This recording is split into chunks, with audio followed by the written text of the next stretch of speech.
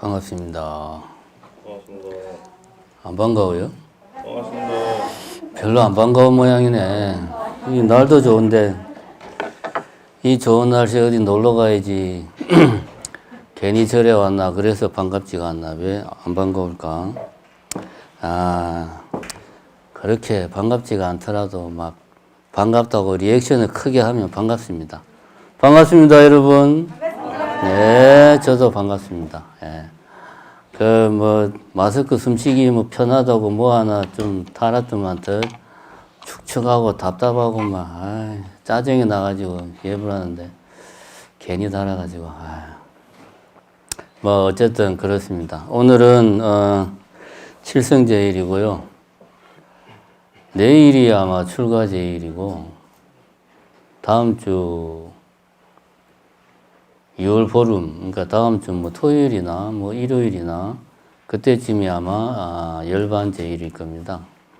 출가제일에 관련해서는 제가 저번에 한번 법문을 짧게 한 것 같고요. 오늘은 열반제일을 앞두고 부처님의 열반에 대해서 짧게 법문을 한번 해볼까 합니다. 우리가 이제 열반제일이라고 이렇게 이야기를 합니다. 부처님이 입적하신 날이죠. 열반하신 날입니다. 그런데 이제 우리가, 잘 아시겠지만 궁금한 게 뭐냐 하면 열반이라고 하면 깨달음을 얻은 어떤 그런 깨달음의 경지를 이야기하는데 왜 부처님이 돌아가신 것을 열반했다고 이야기를 할까? 우리가 이제 부처님만 그런 표현을 쓰는 게 아니고 큰 스님께서 이제 이렇게 입적하신 경우에도 열반하셨다 이런 표현을 씁니다. 주변에서도 이제 많이 쓰고 있습니다. 근데 이제 그런 표현이 굳이 따지고 보면 우리가 좀 구별을 해서 열반이라는 말을 개념을 좀 정확하게 알고 넘어가야 되겠다. 저는 이런 생각이 듭니다. 여기서 이제 열반제일 할 때 열반, 부처님이 입적하셨다 할 때 그 열반, 큰 스님이 돌아가셨을 때 쓰는 열반이라는 말은 정확하게 말하면 반열반입니다. 반열반. 원래 말로는 파티 니빠난가 하여튼 그래요. 제가 요즘은 돌았으면 까먹어요. 어제 분명히 봤는데 까먹었습니다. 그거를 소리 나는 대로 그냥 쓴 게 반열반입니다. 한문으로. 우리가 이제 코카콜라를 중국 사람들은 한문으로 구가구락이라고 씁니다. 그럼 그게 중국 사람들이 자기네식으로 읽으면 그게 코카콜라 비슷하게 소리가 난대요. 이런 게 엄차. 소리 나는 대로 한문으로 바꾼 겁니다. 다른 나라 말을. 그래서 반열반, 열반을 반만 했다는 말이 아닙니다. 원래 그 파티 니빠난가 하는 원래 인도 말을 소리 나는 대로 그냥 중국말로 번역을 한 게 바로 반열반이다. 근데 이제 뒤에 열반이라는 말이 있고, 열반이라는 말은 일반적으로 많이 쓰고, 그러다 보니까 앞에 반자를 빼버리고 후대에 와서 쓴 거예요. 그래서 사람들이 큰 스님이 입적하셨거나 부처님이 어떤 입적하신 날을 엄밀하게 말하면 반열반일, 반열반제일 이렇게 말해야 되는데 귀찮으니까 앞에 반자를 빼버린 겁니다. 그래서 그냥 열반제일, 부처님께서 열반하신 날 이렇게 말을 한 거지 우리가 알고 있는 열반하고는 아무 관련이 없다. 는 거를 우선 먼저 우리가 좀 알아야 될 필요가 있다. 제가 이렇게 이야기를 하면 또 누군가 어디 불교대학도 좀 들어보고 불교책도 본 분은 이런 질문을 할 수 있습니다. 어떤 완전한 열반, 이렇게 부처님께서 이 육신의 몸을 버리고 입적하신 것은 완전한 열반을 의미하는 거다. 그래서 다시는 이 세계에 오지 않는 거다. 뭐 이렇게 이야기를 하기도 합니다만은 엄밀하게 말하면 그렇게 개념을 막 복잡하게 만들다 보면 머리가 터집니다, 여러분. 그러면은 뭐 이런 열반, 저런 열반, 유여 열반, 무여 열반, 해탈도 뭐 심해탈, 해해탈, 뭐 양구 해탈, 해탈이면 해탈이고 열반이면 열반이지. 그 막 따지고 쪼개고 나누고 하다 보면 머리가 아픕니다. 완전한 열반이라는 게 세상에 어디 있냐, 그지? 열반이면 열반이고 해탈이면 해탈이지. 요만큼 한 거는 무슨 열반, 이만큼 한 거는 무슨 열반. 이거는 이제 말이 안 되거든요. 이거는 이제 굳이 어떤 개념을 정교하게 만들다 보니까 나온 겁니다. 그래서 우리가 부처님께서 이제 육신을 버리고 더 이상 윤회하지 않는 것을 완전한 열반이다. 뭐 이렇게 표현하는 것도 굳이 따지고 보면 우리 입장에서는 열반이라는 개념에 혼돈을 준다. 그러니까 부처님이나 큰 스님이 입적하신 것은 반열반이다. 그리고 우리가 그럴 때 표현했을 때는 열반이라는 표현보다는 입적하셨다, 원적하셨다 이런 표현을 쓰는 게 더 정확합니다. 열반이라는 가뜩이나 그 애매하고 추상적인 개념을 여기까지 우리가 굳이 쓸 필요가 없다. 저는 그렇게 생각합니다. 물론 불교 학자들은 뭐 이런 거에 대해서 할 말이 많겠지만 그거는 그 양반들 이야기고 우리가 굳이 그런 사소한 것까지 매달릴 필요는 없다. 그래서 우선 열반제일이라는 표현에서 열반은 우리가 흔히 아는 뭐 깨달음을 성취한 그런 열반하고는 다르다. 반열반을 말한다. 이렇게 아시면 되겠습니다. 그래서 이제 우리가 부처님의 입적에 관련돼서 나와 있는 경전 이름이 대반열반경이에요. 우리가 흔히 이거를 저도 그렇게 말하지만 대반열반경이라고 말하는데 사실은 띄어쓰기를 하려면 대반열반경 이렇게 읽어야 됩니다. 그죠? 부처님 임종, 부처님이 입적하신 그 시기에 부처님이 하신 말씀을 기록한 게 대반열반경이다. 이렇게 우리는 반열반과 열반은 좀 다르다 하는 것을 우선 첫 번째로 명심을 했으면 좋겠고, 두 번째로 우리가 이제 열반이라는 말을 사실은 많이 쓰지만 개념 정리를 잠깐 하는 의미에서 열반과 해탈, 뭐 깨달음 이런 것들이 서로 어떻게 다른가 이런 것들은 좀 우리가 알고 지낼 필요가 있다. 열반이라는 말은 원래 인도 말로는 니르바나입니다. 니르바나. 잘 아시겠지만 니르바나의 말뜻은 그대로 풀이하면은 어떤 불길이 완전히 꺼진 상태, 불씨가 완전히 꺼져버린 상태, 그겁니다. 그 이상도 그 이하도 아닙니다. 아무리 다시 불을 살리려고 해도 살릴 수 없는 상태. 여기서 이제 그 불이라고 하는 것은 뭐 번뇌의 불길일 수도 있고 집착의 불길일 수도 있겠지만 근본적으로는 번뇌의 불길이겠죠. 그 불길이 완전히 꺼져버린 그 상태를 열반이라고 말한다. 우리가 해탈이라고 말하면 해자는 해방할 때 해자, 풀려난다. 우리가 일제치하에서 광복을 얻은 것을 우리나라가 해방되었다 이런 표현 쓰잖아요. 그러니까 뭔가 어떤 구속에서 벗어난 게 그런 의미로 쓰는 게 해자고, 뒤에 탈은 이걸 이제 탈출한다 할 때 탈자죠. 탈출한다.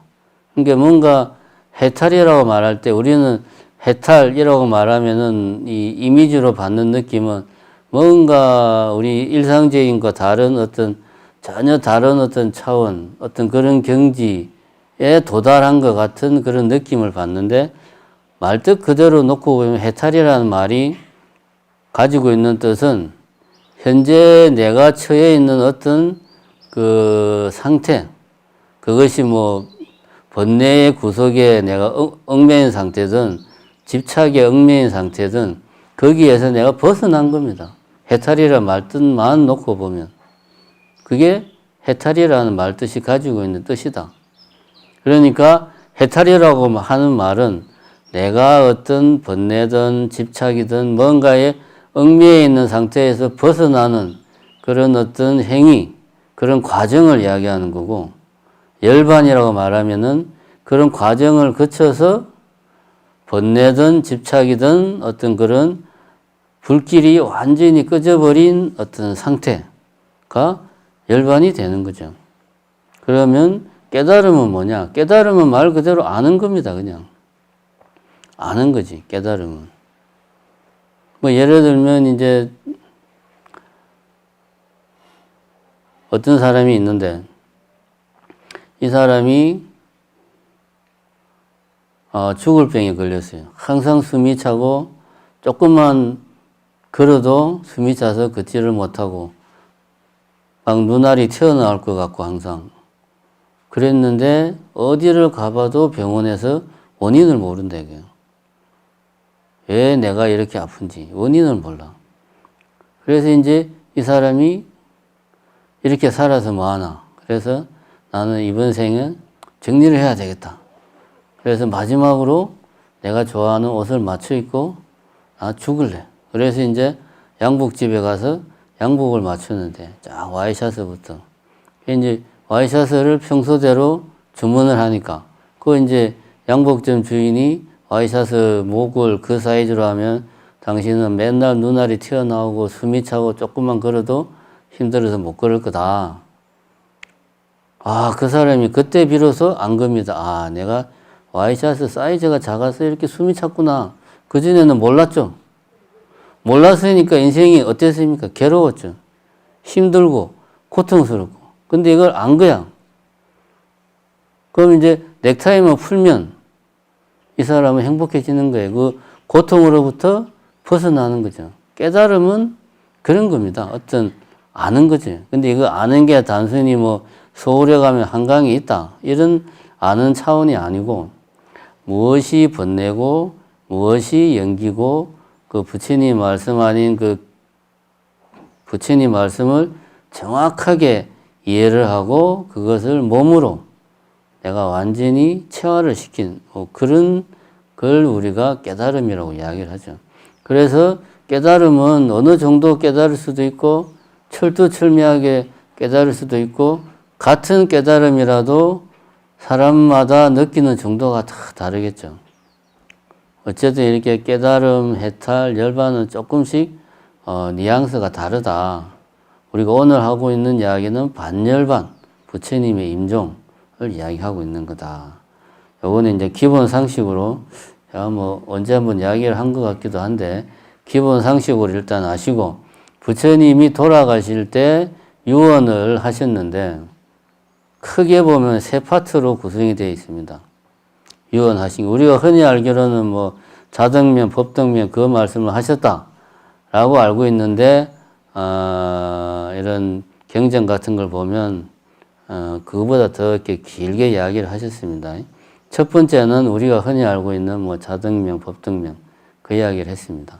근데 이게 이제 예전 교재나 책들을 보면 다 자등면, 법등면으로 나오는데 요즘 나오는 책들은 보면 이런 등불, 내 스스로를 등불로 삼고 부처님 법을 등불로 삼아라. 이게 자등면, 법등면인데 이렇게 번역 안 하고 요즘은 등불을 섬으로 번역을 해서 내 스스로에게 나 자신에게 의지하고 법에 의지해라. 그러니까 나 자신을 섬으로 삼고 법을 섬으로 삼아라 라고 번역을 합니다. 그게 이제 그 등불 또는 섬으로 번역되는 그 단어가 뭐 지금은 제가 생각이 안 나지만 어쨌든 그 단어가 등불이라는 뜻도 있고 섬이라는 뜻도 있어요. 근데 거기에서는 섬이라는 뜻이 더 정확하다. 그래서 요즘은 섬으로 많이 번역을 합니다. 무슨 의미냐 하면 인도는 우리나라하고 다르게 대부분이 평야지대입니다. 평야지대. 평야지대에 홍수가 나면 인도는 우리와 다르게 우기와 건기가 분명하잖아요. 그래서 큰 홍수가 나면 저 멀리서 물이 몰려오는 게 다 보입니다. 그 넓은 평야지대에. 그러니까 사람들이 물이 몰려오는 걸 뻔히 보면서도 물에 잠겨 죽어요. 피난 갈 데가 없어요. 다 평야니까. 개중에 조금 높은 뭐 우리로 치면 언덕 비스무리한 동산측에도 못 드는 그런 것들이 있으면 홍수가 나면 사람들이 거기로 다 도망가는 거예요. 그러면 물이 우리 같이 한번 비가 오고 나면 뭐 하루 이틀 사이에 탁 빠지냐? 그것도 아닙니다. 워낙 평야지대다 보니까 물이 빠지는데도 몇 날 며칠이 걸려요. 그래서 이제 그 섬이라는 말이 인도에서는 어떤 피난처, 홍수가 났을 때 그냥 도망가가지고 거기로 가야지만이 살 수 있는 곳. 해서 피난처라는 의미가 있습니다. 이제 첫 번째 부처님이 하신 이야기가 내 자신을 피난처로 삼고 법을 피난처로 삼을 것이지 부처님 당시를 부처님 이 나를 의지하지 마라. 이런 이야기를 첫 번째로 했고 두 번째는 그러면 어떻게 하는 것이 나 자신을 피난처로 삼고 나 자신을 의지하고 법에 의지하는 것인가? 그것은 사염처법을 수행하는 것이다. 해서 사염처법에 대해서 다시 한 번 더 말씀을 하셨고 세 번째는 마지막으로 게으르지 마라. 열심히 정진해라. 게으르게 살지 마라. 열심히 정진해라. 라는 말을 세 번째로 했습니다. 크게 보면 이렇게 이제 부처님이 돌아가시면서 유언을 하셨어요. 자, 그러면 이 내용을 볼 때 우리는 무엇을 느낄 것인가? 첫 번째는 우리 불교에서는 부처님이 분명히 뭐 음력 2월 보름날 돌아가셨다는 역사적인 기록은 없지만 어쨌든 부처님이 인간으로 태어나서 인간으로 사시다가 돌아가셨다라는 것을 경전에서도 다 인정을 합니다. 그죠? 그러니까 고타마 시타르타라는 수행자가 인정을 합니다. 여러분 혹시 예수가 태어난 거는 성탄일이라고 막 축하를 하는데 예수가 죽은 날을 기독교에서 성대하게 막 기리고 그렇게 안 하죠. 예수는 죽었다가 어떻게 했습니까? 부활했잖아요. 그죠? 3일 만에 부활했잖아요. 3일 만에. 이게 죽은 게 아니지, 사실은. 죽은 것처럼 잠시 보인 거지. 그러니까 예수는 죽은 게 아니에요. 신이니까. 신의 아들이니까 죽은 게 아니에요. 근데 부처님은 돌아가셨어요, 이미. 2500년 전에. 심지어 부처님 말씀 중에는 돌아가실 때 임종시에 어떤 말을 했는가. 그것까지 지금까지 남아서 전해져 내려오고 있습니다. 요것을, 우리 이게 별거 아닌 것 같은데, 우리들이 살다 보면 법당에 가면 정말 그 32상호를 갖추고 검색 옷을 입으신 부처님이 법당에 계시니까 나도 모르게 부처님을 신적으로 생각을 해요. 부처님은 신이 아닙니다. 부처님은. 우리가 어마어마하게 존경할 대상인 건 분명한데 여호와나 예수 그리스도 같은 신이 아니에요. 그거를 2500년 동안 부처님의 제자들이 계속 경전에서 이야기를 했습니다. 그럼에도 불구하고 우리같이 무지몽매한 중생들이 자꾸 그걸 까먹어요. 그래서 우리가 뭐합니까? 맨날 부처님한테 빌잖아요. 그래서 제가 이제 저번에 이야기할 때 기도가 뭐가 돼야 된다? 수행이 돼야 된다. 빌기만 할 게 아니라 내 자신이 변해야 그래야 내가 원하는 것을 얻을 수 있다. 수행이라는 것은 내가 변하는 것이다. 수행을 해야 된다. 이런 이야기를 했습니다. 근데 우리가 자꾸 부처님을 신적인 존재로 나도 모르게 착각을 하다 보니까 나도 모르게 자꾸 부처님한테 의지하는 거예요. 지금 살아 계시지도 않는데 돌아가신 지가 2500년이 넘었는데 자꾸 의지하는 겁니다. 자신에게 의지해야 돼. 첫 번째는 부처님은 신이 아니구나. 그래서 돌아가셨구나. 이 사실을 부처님과 부처님의 제자들도 당연하게 인정을 하고 그거를 심지어 경전으로까지 남겨서 전하고 있구나 하는 걸 우리가 명심을 해야 되겠다. 그래가지고 첫 번째 내 자신을 의지초로 삼고 법을 의지초로 삼으라. 라고 부처님이 이야기를 한 것은 많은 제자들이 당신이 이제 돌아가시려고 하니까 슬퍼하고 부처님이 가시면 우리는 어떻게 합니까? 막 이렇게 이야기를 하니까 부처님께서 이야기를 한 거죠. 이 부처인 나를 의지하지 말고 너 자신을 피난처로 삼고 내가 나를 의지하지 말고 내가 40년 동안 설한 법에 의지를 해라. 라고 부처님이 마지막 유언으로 이야기를 하는 겁니다. 그래서 제일 첫 번째로 하신 이야기가 자신을 의지초로 삼고 부처님 법을 의지초로 삼아라. 라고 이제 이야기를 한 겁니다. 부처님에 의지하는 것은 우리들이 나도 모르게 법당에 와서 부처님께 기도하고 절하고 할 때 나도 모르게 부처님을 신적인 존재로 여길 때 우리는 부처님께 의지하는 거예요. 그렇게 하지 마라 라고 부처님이 당신이 직접 이야기를 했어요. 내일 모레면 죽을 사람을 의지해서 뭐하냐. 내가 이야기한 법에 의지하고 너 자신에게 의지를 해라. 그러면 내 자신에게 의지하고 법에 의지한다는 게 구체적으로 무슨 말이냐. 그냥 마음으로 우리가 그러면 이제 부처님이 이 세상에 없으니까 내 자신을 의지해야 되겠구나 라고 내가 아무리 다짐해도 어떻게 하면 그렇게 하는 건지를 모르면 그 아무 소용이 없습니다. 내 자신에게 의지하는 게 무엇을 의미하는지, 법에 의지하는 것이 무엇을 의미하는지를 정확하게 알아야 우리가 실천을 할 수 있어요. 말로만 내 자신에게 의지할 거야. 나는 나답게 살 거야. 라고 말로만 해도 내용이 없으면 아무 소용이 없다는 이야기죠. 그래서 부처님이 그 다음에 나 자신을 의지처로 삼고 법을 의지처로 삼는 것이 무엇을 말하는가 하는 것을 이어서 이야기를 한 겁니다. 그게 바로 사념처 수행이다. 사념처 수행이 말이 어렵습니다만은 간단하게 말하면 자기 자신의 일거수 일투족을 관찰하는 겁니다. 나의 몸, 나의 네 가지를 염하는 것이 사념처인데 네 가지가 뭐냐? 신, 수, 심, 법이다. 신은 몸, 이 몸뚱아리, 나의 몸뚱아리를 관찰하는 거예요. 우리가 수행을 할 때 몸을 대상으로 하는 수행의 가장 대표적인 게 호흡을 관찰하는 거잖아요. 들숨과 날숨.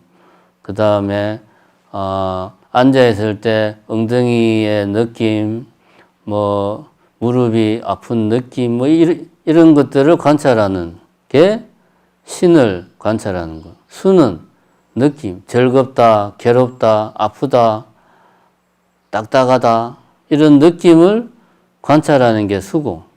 심은 마음, 화가 난다, 짜증난다, 슬프다, 이런 마음을 관찰하는 게 심이고, 이렇게 내 자신, 내 몸과 마음을 한순간도 놓치지 않고 관찰을 하다 보면 마음이 고요한 상태에 이르고, 고요한 상태에 이른 그 상태에서 우리는 부처님이 말한 오온이라든가 육입체라든가 십이연기라든가 한마디로 말하면 공에 대해서 내가 이해를 하게 되는 거예요. 수행을 통해서 논리적으로 이해하는 게 아니라 수행을 통해서 공성을 체득한다. 티베 불교식으로 말하면 공성을 체득하는 겁니다. 그게 마지막에 법을 관찰하는 거라. 법을 책으로 보고 암기하고 외우는 게 아니고 법을 수행을 통해서 내가 경험을 하는 거예요. 이게 공성이구나. 내가 없다는 것은 이런 것이구나 라는 것을 수행을 통해서 법의 내용, 부처님이 말씀하신 그 법의 내용을 관찰하는 게 마지막 법에 대한 그 수행. 이 네 가지가 사념처입니다. 쉽게 말하면 항상 매 순간 자기 자신의 일거수 일투족을 깨어있는 정신으로 관찰하는 거예요. 이걸 어떤 이들은 마음 챙김으로 번역하기도 하고, 뭐 주의 집중으로 번역하기도 하고, 깨어 있음으로 번역하기도 하고, 뭐 여러 가지로 번역을 합니다만은 핵심은 그겁니다. 한순간도 놓치지 않고 나의 일거수일투족과 마음의 작용들을 놓치지 않고 하나하나 관찰한다. 이것이 부처님이 말하는 수행입니다. 이것이 부처님이 깨달은 수행법이고 초기 불교부터 이어져 온 수행법이고 이러한 수행법이 뭐 중국을 거쳐서 오면서 우리나라를 대표하는 화두참선 수행이 된 겁니다. 그래서 부처님께서 나 자신에게 의지하고 법에 의지한다는 말은 구체적으로 뭐다? 부처님 법대로 수행을 하는 것이다. 그게 나 자신에게 의지하고 법에 의지하는 것이다. 그러니까 역으로 말하면 부처님께 기도하면서 부처님께 내가 원하는 것을 간절히 빌기만 하고 아까 말한 그런 수행을 하지 않는 것은 부처님이 결코 원한 게 아니라는 거죠. 그리고 부처님 제자면은 내가 어디 나가서 나는 불자다 라고 이야기하려면 부처님 이야기한 대로 생각하고 행동을 해야 되잖아요. 근데 부처님 이야기한 대로 생각하고 행동하지 않으면서 나는 불자야 라고 말하면 그 사람은 뭡니까? 거짓말쟁이에요, 그 사람은. 그래서 부처님은 부처님 법에서 이야기하는 대로 수행을 해라. 그것이 나 자신에게 의지하고 법에 의지하는 거다 라고 이야기를 하시고 마지막으로 게으르지 말고 열심히 정진해라 라고 이제 이야기를 했습니다. 왜 그 이야기를 했느냐? 부처님은 깨달아 보니까 아신 겁니다. 인간이라는 동물은 노력하지 않으면 절대로 뭐 할 수 없다? 열반에 이를 수가 없다라는 것을 부처님이 깨닫고 보니까 안 거야. 우리가 수행을 하지 않아도 부지런히 정진하지 않아도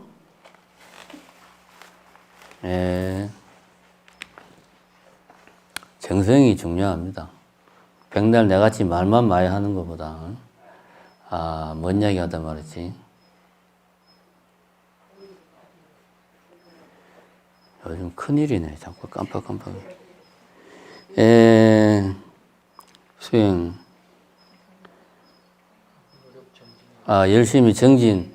왜 정진 노력을 해야 되는가 하면 열반이라 하는 것은 인간이 자연적으로 우리 DNA 안에 들어있는 본성이 아니에요. 그것은. 그러니까 우리가 일부러 하기 싫어도 억지로 노력을 해야 열반의 경지에 이를 수가 있는 겁니다. 열반이란 아까 말했듯이 번뇌의 불씨가 완전히 꺼진 상태가 열반인데 그런 상태에 도달해야지만이 진정한 행복의 상태가 되는 거고 그러자면 노력하지 않으면 안 된다라는 것을 부처님이 깨닫고 보니까 확실히 중생들은 그러니까 요즘 말로 하면 중생들의 DNA 안에는 열반을 갈구하는 욕망이 없구나 쉽게 말해서 하는 걸 당신이 아시고 그러면 어떻게 해야 됩니까? 그럼 답은 나와 있는 거예요. 우리한테 그런 DNA가 없으면 노력을 해야 됩니다. 억지로. 그래야지만이 우리가 열반에 가까이 갈 수 있다. 그래서 마지막으로 부처님이 이야기한 게 게으르지 마라. 하기 싫어도 억지로 해라. 그래서 우리가 스님들이 매일 하루 3번 예불을 하는 게 다른 이유가 있는 게 아닙니다. 인간이라는 동물 자체가 우리 안에 깨달음에 대한 뜨거운 열정 그런 거 없기 때문에 억지로라도 습관적으로 계속 하다 보면 그것이 습관적으로 하는 게 나의 습관이 되고 그것이 내 삶의 일부가 되고 그것이 내 성격이 되고 체질이 되고 내 자신이 되다 보면 어느새 열반의 경지에 내가 도달하는 거죠. 정확하게 말하면 내 안에 있는 번뇌의 불씨가 완전히 꺼져버리는 겁니다. 이 점을 부처님이 죽는 마지막 순간에 우리들에게 당부를 하고 가신 겁니다. 그러면은 우리가 살아있는 우리가 해야 될 건 다른 게 아닙니다. 열심히 노력하는 것, 무엇을 부처님 법대로 수행하는 것을 게으르지 말고 열심히 하기 싫어도 짜증이 나도 아까 내같이 마스크 때문에 귀찮아가지고 에이 이놈의 마스크 그냥 그래도 예불 하고 정건해라 이겁니다. 그래도 허리가 아파가지고 지금도 이게 오늘도 하루 종일 가슴 부근이 계속 뻐근해가지고 그냥 이렇게 사람이 컨디션이 안 좋으면 짜증이 나잖아요. 그래도 예불할 때가 되면 예불하고 기도할 때가 되면 기도하라는 거예요. 그래야지만이 사람이 바뀐다. 이걸 부처님이 돌아가시기 제일 마지막에 하신 말씀입니다. 이제 이런 내용들은 이제 보통 우리 불교 뭡니까 조계종에서 나온 불교 입문 뭐 그런 책 보면 항상 제일 앞에 나오는 게 부처님의 생애가 제일 앞에 나옵니다. 그 생애 마지막 부분에 부처님이 하신 말씀이 쭉 나옵니다. 근데 그런 책들 보시면 다 나오니까 댁에 돌아가셔가지고 오늘 한번 찾아보시기 바랍니다. 부처님의 마지막 유훈이 뭐였는지 찾아보시고 제가 오늘 한 이야기 잘 마음에 새겨가지고 어떻게 살 것인가 고민하고 부처님 말씀대로 열심히 사시기 바랍니다. 감사합니다.